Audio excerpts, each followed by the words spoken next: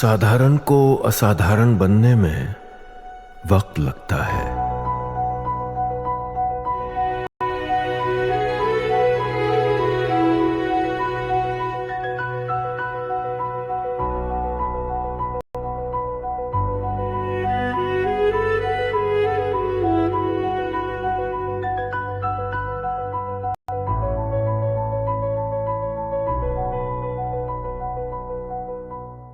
और चलिए अब बात देश में बड़े पैमाने पर हो रहे हिंदुओं के धर्मांतरण की करते हैं।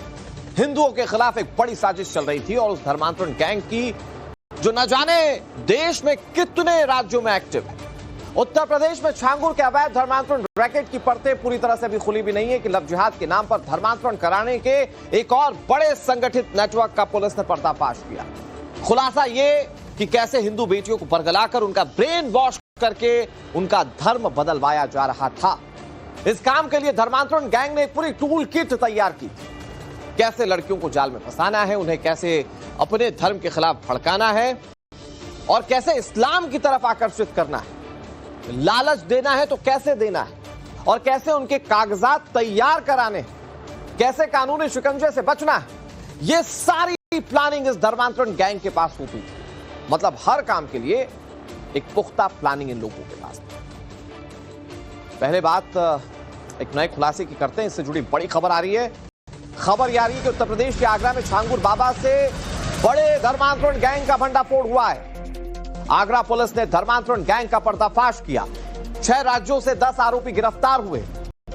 पाकिस्तान और पीएफआई से इसके तार जुड़े हुए हैं। कई देशों से धर्मांतरण गैंग को फंडिंग की जाती थी। आरोपियों को 10 दिन की पुलिस रिमांड पर भेज दिया गया है। ये आयशा महनूर है, ये ओसामा है, ये कोलकाता से पकड़ा गया है। आयशा इससे पहले आगरा से पकड़ी गई थी। रहमान कुरैशी आगरा से गिरफ्तार किया गया है। इनका काम क्या था मैं आपको ये बताता हूं। दरअसल ये बहुत प्लान्ड तरीके से लोगों को, हिंदू लोगों को, खासतौर पर लड़कियों को प्रेम जाल में फंसाते थे। हिंदू बनकर ये लड़कियों से प्रेम करते थे और फिर उसके बाद धर्मांतरण करते थे। बड़ी बात यह कि जैसा आपने छांगुर के गैंग में देखा कि विदेशों से फंडिंग हो रही है, इस गैंग में भी विदेशों से जबरदस्त फंडिंग की बात सामने आई है। एक एक करके मैं आपको वो नाम बता रहा हूं, वो गुर्गे बता रहा हूं जो अभी इस मामले में गिरफ्तार किए गए। इनकी गिरफ्तारी से यह पता चल रहा है कि कैसे यह बहुत बड़ा नेक्सस काम कर रहा था। इस पर जो रिएक्शन पुलिस का सामने आया, जरा वो देखिए।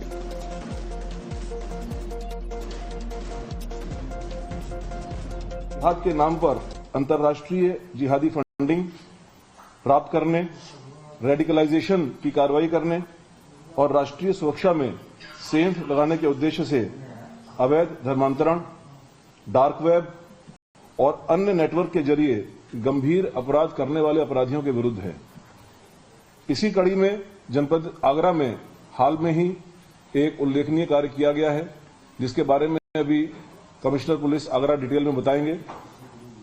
इस कड़ी में 6 प्रदेशों में साइमल्टेनियस दबिश देकर के 10 लोगों को गिरफ्तार किया गया है, जो कि देश के विभिन्न राज्यों में विशेष तौर पर कम उम्र की लड़कियों को प्रलोभन, लव जिहाद और अन्य तरीकों से प्रभावित करके धर्मांतरण के कार्य में लिप्त थे। अवैध धर्मांतरण का यह मोडस ऑपरेंडी ISIS का सिग्नेचर स्टाइल है। अभी तक प्रारंभिक जांच में इस ग्रुप का संबंध PFI से, SDPI से और पाकिस्तान के आतंकी संगठनों से भी होने के संकेत मिले हैं। जनपदीय पुलिस आगरा द्वारा की गई इस उल्लेखनीय कार्रवाई से इसमें अब आगे उत्तर प्रदेश की जो विशेषज्ञ एजेंसियां हैं, STF और ATS, उनको भी शामिल किया गया है। मतलब सोचिए कि भारत के अंदर ये गैंग चल रहा था और इस गैंग में काम करने वाले कुछ लोग पाकिस्तान के इशारे पर काम कर रहे थे, ISI के इशारे पर काम कर रहे थे। लेकिन अब आपके मन में सवाल होगा कि आखिर ये भंडाफोड़ हुआ कैसे। तो कुछ दिनों पहले 2 सगी बहनों का अपहरण और धर्मांतरण करवाया गया था। जब पुलिस ने इस मामले में अपनी जांच आगे बढ़ाई तो जो बात सामने आई वो ये कि आगरा में धर्मांतरण का एक बहुत बड़ा नेक्सस चल रहा है, बहुत बड़ा गैंग चल रहा है। पुलिस ने गैंग से जुड़े 10 लोगों को गिरफ्तार किए। मेरे आगे ये सबके चेहरे आप देख रहे हैं। इन चेहरों को जरा गौर से देखिए। ये वो लोग हैं जो हिंदू धर्म की लड़कियों को फंसाते थे, उनका धर्मांतरण करते थे और पैसा आता था विदेशों से। 10 लोग गिरफ्तार किए गए। सगी बहनों के अपहरण और धर्मांतरण केस में यह गैंग पूरा खुलकर सामने आ गया। बताया जा रहा है कि सिंडिकेट में कई बड़े लोग शामिल हैं। गैंग में एक महिला समेत कुल 10 लोग हैं और सभी के पास अपनी अलग जिम्मेदारी होती थी। किसको क्या करना है यह अलॉट किया गया था। किसी का काम लड़कियों को फंसाना होता था, कोई धर्मांतरण को करवाने के लिए फंड इकट्ठा करता था, कोई मकान दिलाया करता था, कोई निकाह के लिए लड़के खोजता था। गैंग के कुछ लोगों का काम तो सिर्फ कागजात बनवाने का था कि वो कैसे कागजात बनाए और उसके बाद लड़कियों को ट्रांसफर किया जाए अमेरिका, लंदन, दुबई और कनाडा। और बताया जा रहा है कि इन्हीं देशों में से कुछ लोग इस गैंग को फंडिंग किया करते थे। गोवा, उत्तरांचल, उत्तराखंड, दिल्ली, राजस्थान और वह उत्तर प्रदेश में 11 जगह पर हमने अपनी टीम को भेजा, जिसमें 45 से 50 लोग हमारे थे जो कि इस रेड की टीम में गए थे। इस पूरे ऑपरेशन के क्रम में हम लोगों ने 10 अभियुक्तों को अरेस्ट किया, उनको गिरफ्तार किया। इस नेटवर्क में लफ्ज जिहाद का उपयोग कर तथा विदेश से प्राप्त धन से धर्म परिवर्तन व रेडिकलाइजेशन के हमारे पास सबूत और साक्ष्य मिले हैं। और यह प्रणाली जो है वह ISIS का जो सिग्नेचर तरीका होता है, जो उसका प्रतिरूपण है, जो ये करते हैं, वो ठीक उसी तरह से इस चीज को किया गया है। गिरफ्तार अभियुक्त का पूरे नेटवर्क में सबकी अपनी अपनी अलग अलग भूमिका है। किसी की भूमिका इसमें जो पकड़े गए हैं 10 लोग, किन्हीं का काम फंड प्राप्त करना है, किसी को उस फंड को चैनलाइज करना है, किन्हीं को सेफ हाउस उसको मुहैया कराना है, लीगल एडवाइस देने के लिए इनके एक अलग टीम थी, नया फोन और नया सिम देना, लोगों को प्रेम जाल में जो लोग उनको अपने पास फंसाते थे फिर उनकी शादी कराने के लिए, और धर्म परिवर्तन के लिए सब्जबाग दिखाकर प्रेरित करने के लिए, और उसके संबंध में जो डॉक्यूमेंट्स होता है, पेपर तैयार करना, ये सभी ये जो ग्रुप थे इसमें ये शामिल थे। अभी विवेचना हमारी शुरुआती स्टेज में है और जो अभियुक्त हमारे आए हैं NBW पर, उनका हम लोग आगे पुलिस कस्टडी रिमांड लेंगे और विवेचना फिर आगे की जाएगी। इस धर्मांतरण गैंग का खुलासा हुआ तो जो सबसे चौंका देने वाली बात थी वो ये थी कि इस गैंग की सरगना एक महिला है। इसे पुलिस ने गिरफ्तार कर लिया है और इस महिला के बारे में बहुत सारी जानकारियां सामने आई, तो इसे मैं आपको बताऊंगा। इसके साथ ही इसकी गैंग में काम करने वाले बाकी और लोगों की भी कुंडली आपके सामने रखेंगे, लेकिन सबसे पहले उस महिला के बारे में जानिए जो महिलाओं को फंसाती थी, हिंदू महिलाओं को फंसाती थी और धर्मांतरण किया करती थी। फिर धर्मांतरण के बाद इन महिलाओं के साथ क्या होता है ये तो पूरा देश जानता है। वो जो किरदार सबसे बड़ा, जो सरगना है, वो उस लेडी को जो आप देख रहे हैं, ये धर्मांतरण गैंग की लीडर है। इसका असली नाम SB कृष्णा है। बाद में परिवर्तित नाम जो था इसका वो आयशा रख लिया गया। ये ओडिशा की रहने वाली थी और ये सबसे पहले खुद कन्वर्ट हुई थी। धर्मांतरण के बाद आयशा नाम इसका था, पहले इसका नाम SB कृष्णा था जो कि हिंदू थी। ये खुद, हो सकता है जबरदस्ती इसका धर्मांतरण करवाया गया हो, या ये खुद उस ट्रैप में फंस गई हो, या इसने स्वेच्छा से किया हो, लेकिन ये खुद पहले कन्वर्ट हुई और उसके बाद लोगों को कन्वर्ट करने की इसने फैक्ट्री चलाना शुरू कर। इसकी खासियत यह है कि फर्राटेदार अंग्रेजी बोलती थी, इससे लोगों को आसानी से फंसा पाती, विदेशों से ये फंड जुटा पाती है, जो इसकी सबसे बड़ी काबिलियत है। गैंग के सदस्यों को धर्मांतरण के लिए ये पैसे देती थी, बाकी लोगों तक पैसा डिस्ट्रीब्यूट यही महिला करती थी।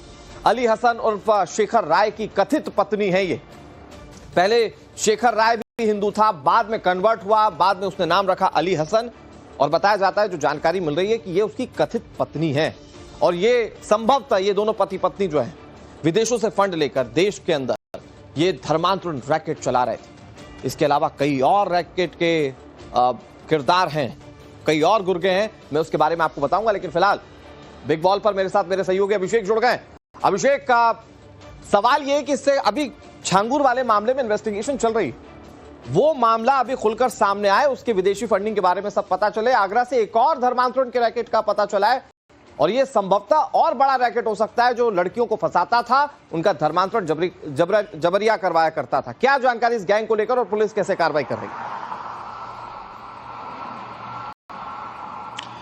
देखिए, बिल्कुल ये बहुत बड़ा रैकेट है और ये रैकेट ऐसे काम नहीं करता। इस रैकेट के अंदर प्रॉपर लोग हैं और उनके लॉजिस्टिक सपोर्ट हैं। सबको अपना काम पता है, जैसे आतंकवादी संगठन काम करते हैं बिल्कुल उसी तरीके से। स्पेशली जो आईसिस का मॉड्यूल है, अगर आप उस मॉड्यूल को समझेंगे, जहां पर लॉजिस्टिक सपोर्ट के लिए उनकी अलग यूनिट है, उनकी अलग IT सेल है, उनकी अलग लीगल सेल है, फंडिंग के लिए उनकी अलग सेल है, बिल्कुल उसी तरीके से ये पूरा गैंग भी काम करता था। इस गैंग के अंदर फंड जुटाने का काम कोई और करता था। आयशा पूरी टीम को लीड करती थी। आयशा डिसाइड करती थी कि आखिर कौन क्या काम करेगा, और उसके बाद किस तरीके से पहले प्रेम जाल में जो नाम बदलकर जो पूरा खेल चलता है लव जिहाद का, पहले उसका इस्तेमाल किया जाता था। इसके बाद जो परिवर्तित नाम होता था, परिवर्तित नाम से लड़कियों से कांटेक्ट किया जाता था।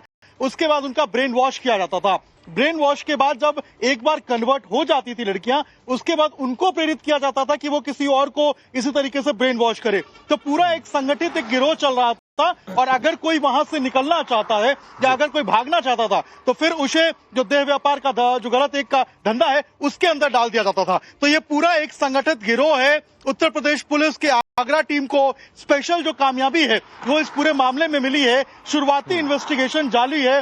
कोलकाता से जो गिरफ्तारी हुई है वो इस पूरे मामले में काफी अहम है, क्योंकि ये पता चला है कि जो लड़कियां जिनको कन्वर्ट किया जाता था उनको कोलकाता भी लेके जाते थे, और वहां से भी इसके तार जुड़े हुए हैं। इसके अलावा उत्तराखंड से भी जो गिरफ्तारी हुई है वो भी काफी अहम है। आगरा से जो 2 बड़ी गिरफ्तारी हुई है इस पूरे मामले में वो भी अहम हो जाती हैं, और बरेली से भी गिरफ्तारी हुई है। तो पूरे 10 लोगों की अभी तक गिरफ्तारी इस पूरे प्रकरण में हुई है, और इन 10 से जो गहन पूछताछ है वो जारी है। सबसे इंपॉर्टेंट इस पूरे मामले में यह है कि आखिर क्रॉस बॉर्डर जो फंडिंग है जिसकी बार बार हम बात कर रहे हैं कि आखिर कौन से वो विदेश में बैठे आका है जो इनको फंड करते थे, इनको डायरेक्ट करते थे, तो और उनके इशारे पर आयशा और आप बिल्कुल बहुत सटीक जानकारी दे रहे हैं। लेकिन व्यूवर्स को यह समझना बहुत जरूरी है कि जिस धर्मांतरण के बारे में बार बार जिक्र किया जा रहा है, यह देश में एक संगठित अपराध बन चुका है। मतलब पहले यह लगता था कि इक्का दुक्का लोग हो सकता है कि मानसिक रूप से विक्षिप्त हो और लोगों को कन्वर्ट करने की कोशिश कर रहे हो। यहां तो पूरी की पूरी फैक्ट्री चल रही है, और ये फैक्ट्री कितने लोगों को अब तक बेवकूफ बना चुकी है और आगे कितने लोगों को बनाएगी ये पता नहीं, क्योंकि इंसानियत के नाम पर बातचीत शुरू होती है, अपनी आइडेंटिफिकेशन को छुपाकर बातचीत शुरू होती है, और फिर उसके बाद क्या होता है उसकी तस्वीरें कई बार देश देख चुका है। मैं अभिषेक का रुख करूं, मैं इन कुछ किरदारों के बारे में आपको बताता हूं जो गैंग के बहुत मुख्य कार्यकर्ता थे, जो गैंग के लिए काम करते थे। सबका अपना रोल अलॉट था। मैं एक एक करके इन चेहरों के बारे में आपको बताता हूं। इसकी जो सरगना थी वो आयशा थी, और आयशा के साथ काम करने वाले आरोपी नंबर 2 को जानिए। ये अली हसन उर्फ शेखर राय, कहा जा रहा है आयशा इसी की पत्नी है। धर्मांतरण इसने किया, खुद ये पहले कन्वर्ट हुआ और उसके बाद इसने पूरी फैक्ट्री चलाना शुरू कर दी। कोलकाता में कोर्ट के अंदर कर्मचारी है, मतलब ये रेप्यूटेड जॉब करने वाला शख्स है। गैंग के सरगना आयशा से इसका कनेक्शन बताया जाता है, इसीलिए हम कह रहे हैं, मतलब अभी कनेक्शन स्टैब्लिश नहीं हुआ कि आयशा से क्या, इसीलिए कथित पत्नी कहा जा रहा है। कानूनी मामलों में गैंग के सदस्यों की मदद करता था, चूंकि कोर्ट में काम करता था, कानून का अच्छा जानकार था। आयशा से रुपए लेकर गैंग के सदस्यों को यह देता था, मतलब डिस्ट्रीब्यूशन ऑफ मनी इसके हाथ में था। इसके बाद आरोपी नंबर 3 के बारे में जानिए। यह है इब्राहिम उर्फ रीत बनिक। यह गैंग का एक और इंपॉर्टेंट सदस्य है, और यह भी धर्मांतरण के लिए जी जान लगा दिया करता था। बताया जा रहा है कि इसका कनेक्शन सीधा आयशा से था, मतलब सरगना से सीधी बातचीत करता था, तो सारी डीलिंग वो उससे खुद कर लिया करता था। सोशल मीडिया पर ब्रेन वॉश करने की जिम्मेदारी इसके पास थी। इस्लाम में आने के लिए ये लोगों को उकसाता था कि भैया आपका धर्म देखिए कैसे बुरा है और ये धर्म कैसे अच्छा है, ये काम उसका था। अब मैं ओसामा के बारे में बताता हूं। ये आरोपी नंबर 4 है जिसको पुलिस ने पकड़ा। ये कोलकाता का रहने वाला है।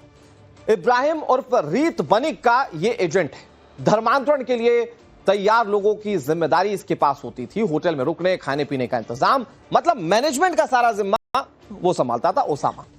इसके बाद रहमान कुरैशी, आरोपी नंबर 5। ये द सुन्ना नाम से एक यूट्यूब चैनल चलाता था। इसके जरिए, पॉडकास्ट के जरिए लोगों को प्रभावित करने की कोशिश करता था, और प्रभावित कहीं तो ब्रेन वॉश करने की कोशिश करता था। इसके 1 लाख से ज्यादा फॉलोवर्स से बड़ी बात यह, धर्मांतरण कर चुकी लड़कियों की ये वीडियो चलाता था, दिखाता था कि वो धर्मांतरण कर चुकी है तो कैसे खुश है। मतलब दूसरे लोगों को ये मोबिलाइज करने की कोशिश करता था, प्रभावित करने की कोशिश करता था। एक लाइन में कहें, ब्रेन वॉश करने का काम इस रहमान कुरैशी के पास था। तो ये आरोपी नंबर 5, और ऐसे में कुल 10 लोग पकड़े गए। ये 5 इंपॉर्टेंट गैंग के लोग जिनके बारे में हमने आपको बताया। कुछ और किरदार मैं इनके बारे में आपको बताऊंगा, लेकिन बहुत जल्दी से अभिषेक का रुख कर लेते हैं। अभिषेक, मतलब पहले, जो कि मैंने पहले भी जिक्र किया कि पहले ऐसा लगता था कि कुछ लोग हो सकता है कि धर्मांतरण की सनक में हो, या हो सकता है कि अपने धर्म को ज्यादा प्रचारित करना चाहते हो तो लोगों को उस तरफ कन्वर्ट करने की कोशिश करते हो। लेकिन आज तो ये पता चल रहा है कि ये संगठित अपराध चल रहा है। एक पूरी फैक्ट्री चल रही है जिसमें सबके पास रोल अलॉट है, और वो सब उस रोल के हिसाब से काम कर रहे हैं।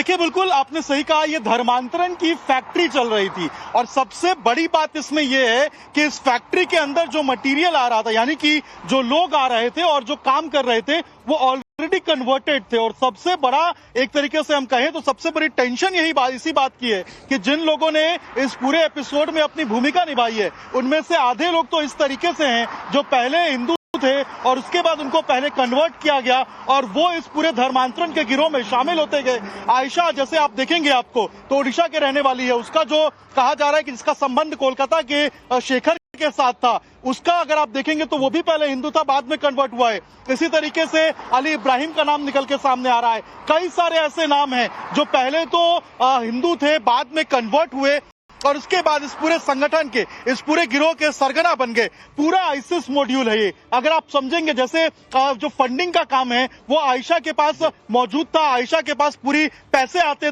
थे। शेखर जो है, जो कथित नाम बताया जा रहा है इब्राहिम का, ये पता चला है कि वो उन पैसों को डिस्ट्रीब्यूट करता था, वो पैसे बांटता था, लीगल सपोर्ट जो है वो देता था, क्योंकि एक कोर्ट के अंदर जो एक कर्मचारी था, इसको पूरी जानकारी थी। इसके अलावा जो लॉजिस्टिक सपोर्ट है, कौन कहां पर रुकेगा, कहां से किसको ट्रैवल कराना है, मोड ऑफ ट्रांसपोर्टेशन क्या होगा, ये सब पहले से डिसाइडेड होता था। टारगेट जो इनका ऑडियंस होते थे, यानी कि जिनको ये टारगेट करते थे, वो पढ़ी लिखी लड़कियां होती थी। यानी कि ऐसा भी नहीं था कि किसी जो है वो अनपढ़ या फिर किसी ऐसे व्यक्ति को जिसकी जानकारी ना हो, उसको ये टारगेट करते थे। जो पढ़े लिखे लोग हैं उन तक ये पहुंचते थे, उन तक ये टारगेट करते थे। और उसके बाद ये पूरा जो माया जाल है इनका, वो इस कदर फैला हुआ था कि यहाँ पर जितने लोग शामिल थे इस पूरे गिरोह में, मन से अपना काम किसी से दोस्ती करना चाहता है, किसी से मेल मिलाप बढ़ाता है, तो ये पता कैसे चलेगा कि उसके साथ धोखा हो रहा है?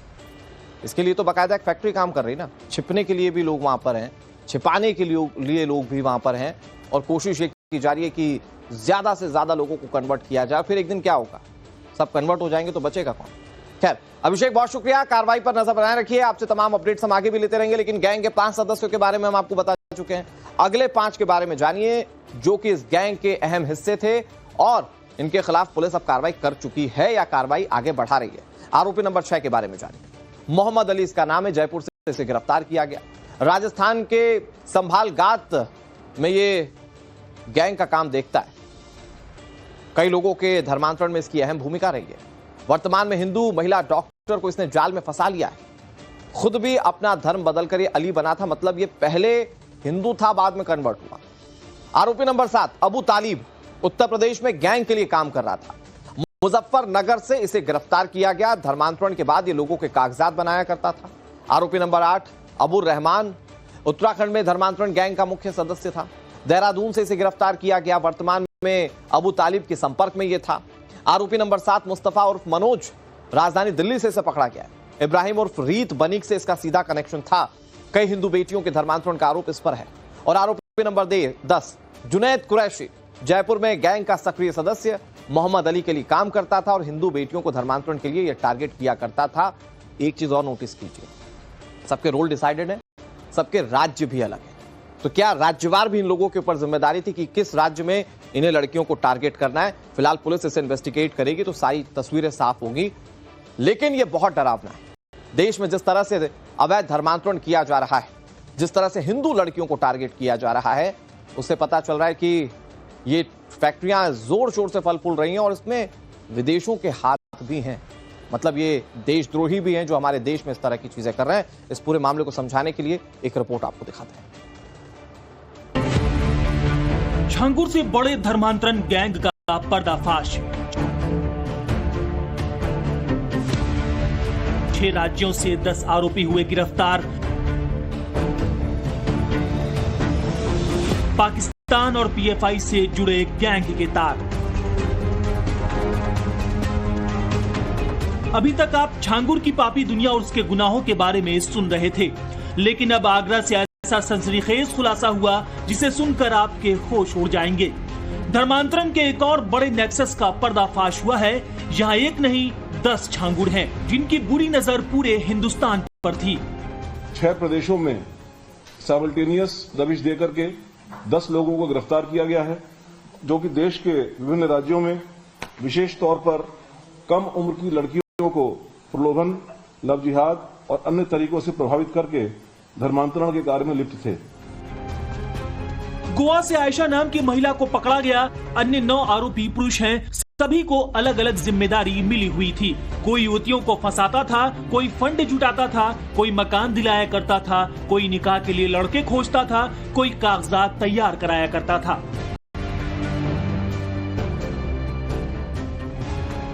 छह राज्यों में फैले नेटवर्क का जाल इतना खतरनाक है कि इसमें विदेशी फंडिंग से लेकर पीएफआई और पाकिस्तान तक का कनेक्शन है। इस नेटवर्क में शामिल लोग धर्मांतरण के लिए विदेशी फंडिंग हासिल करते थे और कट्टरता फैलाते थे, जो कि आतंकी संगठन आईएसआईएस का सिग्नेचर स्टाइल है। अवैध धर्मांतरण का यह मोडस ऑपरेंडी आईएसआईएस का सिग्नेचर स्टाइल है। अभी तक प्रारंभिक जांच में इस ग्रुप का संबंध पीएफआई से, एसडीपीआई से और पाकिस्तान के आतंकी संगठनों से भी होने के संकेत मिले हैं।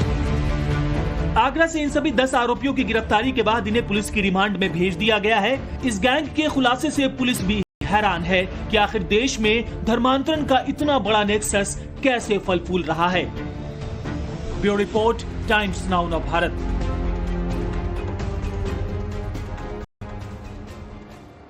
इस बीच बड़ी खबर यह कि छांगुर के खिलाफ एटीएस का एक्शन लगातार जारी है। छांगुर को लेकर ईडी ने कई बड़े खुलासे किए। जो सबसे लेटेस्ट अपडेट वो ये कि स्विट्जरलैंड से छांगुर का कनेक्शन आया है। बताया जा रहा है कि स्विट्जरलैंड में नीतू के नाम पर बैंक अकाउंट है। धर्मांतरण सिंडिकेट से जुड़े 2 और गुर्गे गिरफ्तार किए गए। इनके नाम सबरोज और शहाबुद्दीन बताया जा रहा है। उत्तर प्रदेश के मुख्यमंत्री योगी आदित्यनाथ ने छांगुर की फाइल रेडी कर ली है। इसमें उसका पूरा काला चिट्ठा है। छांगुर उर्फ जलालुद्दीन के सहयोगियों के नाम इस लाल फाइल में है। स्विट्जरलैंड में कितना पैसा गया, डी गैंग से क्या कनेक्शन है, सऊदी में इनका अपना कौन बैठा है भाई, इसकी डिटेल योगी आदित्यनाथ तक पहुंचाई जा रही। छांगुर और जलालुद्दीन का नामो निशान मिटाने के लिए प्लान ऐसा लगता है कि उत्तर प्रदेश प्रशासन के लिए बिल्कुल तैयार।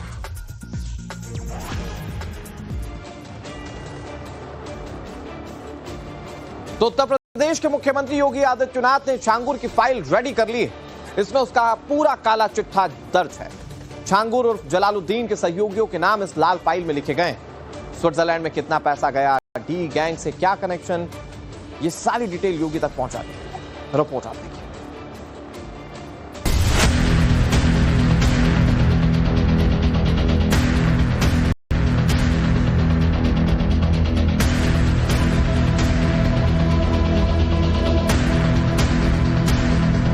तो 3 दिन के बाद ही मेरे ऊपर जुल्म करना शुरू हो गया था इन लोगों द्वारा कि इस्लाम का धर्म का प्रचार प्रसार करना है, बुत परस्ती नहीं करनी है, मूर्तियों की तोड़फोड़ करना, इस तरह से करना इन्होंने शुरू कर दिया था। धर्म परिवर्तन के विषय में एक इन्होंने जो है कोड वर्ड रखा हुआ था, धरती पलट। लड़की जब वहाँ पहुँच जाती है तो उसको बोलते समान आ गया, ये इनका कोड वर्ड होता है। इन हिंदू बेटियों की बद्दुआ छांगुर को लगने वाली है। इन पीड़िताओं के आंसू छांगुर उर्फ जलालुद्दीन को मिट्टी में मिलाने वाले हैं। सैकड़ों परिवारों की खुशियां छीनने वाले छांगुर का नामो निशान मिटने वाला है। ये उसने बताया था कि इसने मेरा धर्म परिवर्तन करा दिया है, मुझे इसने मुसलमान बना दिया है हिंदू से। ये उसने एक बार मम्मी से कहा था। जिन सैकड़ों लड़कियों को छांगुर ने हिंदू से मुसलमान बनाया, उनकी पुकार डायरेक्ट योगी सुन रहे हैं। और धर्मांतरण को लेकर जो सबूत यूपी पुलिस को मिले हैं, उनके आधार पर छांगुर उर्फ जलालुद्दीन का चैप्टर हमेशा के लिए क्लोज होने वाला है। आपने देखा होगा किस प्रकार की साजिशें हो रही है। अभी बलरामपुर में एक बड़ी कार्रवाई को हम लोगों छांगुर रहता था यूपी के बलरामपुर में, मगर उसने नेटवर्क चारों तरफ फैला रखा था। मेरठ में बदर सिद्दीकी को नाम बदलकर हिंदू लड़कियों को प्रेम जाल में फंसाने का टास्क दे रखा था, तो बलरामपुर में रशीद को लव जिहाद और धर्मांतरण ब्रिगेड की जिम्मेदारी सौंप रखी थी। दावा किया जा रहा है कि छांगुर उर्फ जलालुद्दीन के शागिर्द बदर सिद्दीकी ने अलग अलग हिंदू नामों से मेरठ की कई लड़कियों को पहले तो गाड़ियों में घुमाया और फिर अपनी बातों से ऐसा फंसाया कि उनके दिमाग पर भी कब्जा कर बैठा।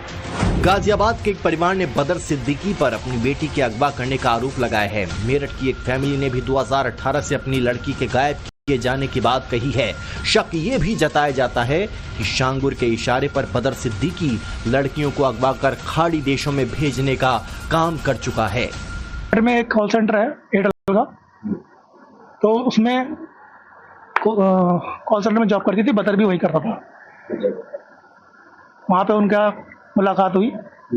उसके बाद ये काफ़ी टाइम तक इनकी ना बातचीत हुई ना कुछ हुई, जैसा जहाँ तक की मुझे जानकारी है।